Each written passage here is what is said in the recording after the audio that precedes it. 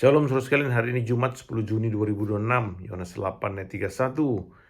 Maka katanya kepada orang Yahudi yang percaya kepadanya, jikalau kamu tetap dalam firman-Ku, kamu benar-benar adalah murid-Ku.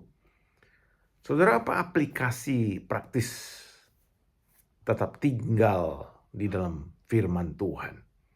Nah, saya buat dalam bentuk pertanyaan. Yang pertama, saudara, apakah saya masih diperbudak oleh kebiasaan gosip? Itu artinya kita tidak melakukan firman Tuhan dalam Yakobus 4 ayat 11. Tidak mentaati firman-Nya. Saudara-saudaraku, janganlah kamu saling menfitnah. Yakobus 1 ayat 26. Jikalau ada seorang menganggap dirinya beribadah tapi tidak mengekang lidahnya, ia menipu dirinya sendiri, maka sia-sialah ibadahnya. Artinya bila kita masih suka bergosip, suka memfitnah, maka kita tidak melakukan firman Tuhan. Dan sebenarnya ibadah kita itu hanya sia-sia. Karena kita tidak melakukan apa yang diperintahkan Tuhan dalam ibadah itu. Yang kedua, apakah saya masih diperbudak oleh kesombongan? Artinya kita tidak melakukan firman Tuhan dari Yakobus 4 ayat 6. Yang mengatakan Allah menentang orang yang sombong, tetapi mengasihani orang yang rendah hati. Itu namanya melawan Tuhan, karena Tuhan menentang orang yang seperti itu. Tapi orang itu tetap melakukannya. Itu namanya melawan Tuhan. Contoh yang ketiga, yang tidak tinggal dalam firman-Nya adalah, apakah saya masih diperbudak oleh uang atau harta? Artinya kita tidak mau melakukan firman Tuhan dari Ibrani 13 ayat 5. Janganlah kamu menjadi hamba uang dan cukupkanlah dirimu dengan apa yang ada. Karena Allah telah berfirman, aku sekali-kali tidak akan membiarkan engkau dan aku sekali-kali tidak akan meninggalkan engkau.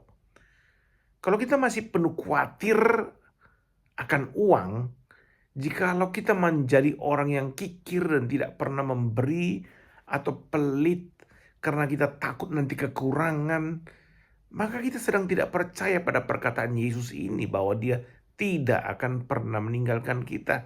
Dia pasti menyediakan bagi kita. Amin, saudara.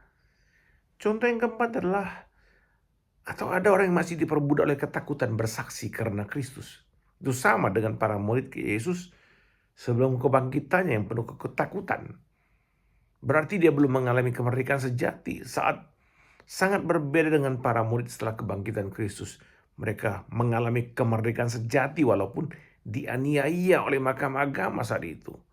Kisah 5 ayat 41 dikatakan, rasul-rasul itu meninggalkan sidang mahkamah agama dengan gembira karena mereka dianggap layak menderita penghinaan oleh karena nama Yesus. Luar biasa, berbeda sekali dengan yang tadi, saudara ya. Ini mereka malah bergembira, mereka merdeka dari ketakutan. Nah, saudara, bila kita masih diperbudak oleh semua yang tadi itu, maka mari kita bertobat. Dan banyak contoh lain. Mari kita bertobat, berbalik kepada Allah.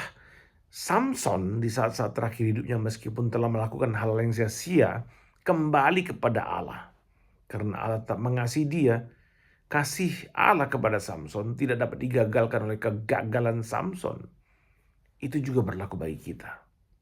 Pertanyaannya, apakah kita tinggal dalam firman-Nya? Apakah kita merenungkan firman-Nya tiap hari?